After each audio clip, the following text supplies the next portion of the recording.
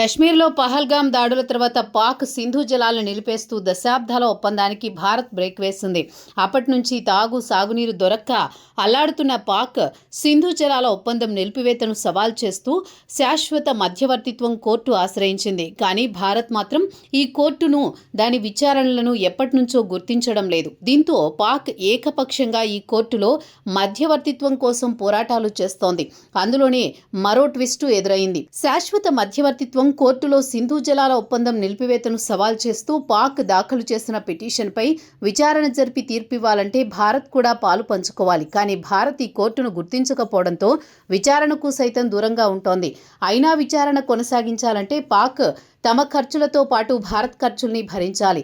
ఎందుకంటే కోర్టు నిబంధనల ప్రకారం విచారణకు చెల్లించాల్సిన ఖర్చుల్ని వాది ప్రతివాది పంచుకోవాలి. ఇప్పుడు భారత్ విచారణలో పాలు పంచుకోకపోవడంతో మన బిల్లు కూడా చెల్లించి మరి పాక్ దీన్ని ముందుకు తీసుకువెళ్లాల్సిన పరిస్థితి ఎదురవుతోంది.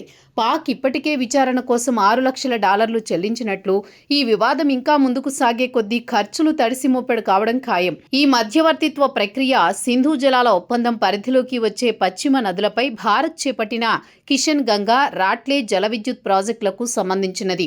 ఈ 2 ప్రాజెక్టుల నిర్మాణం ద్వారా భారత్ ఒప్పందాన్ని ఉల్లంఘిస్తోందని ఆరోపిస్తూ పాక్ శాశ్వత మధ్యవర్తిత్వ న్యాయస్థానంలో మధ్యవర్తిత్వం కోరింది.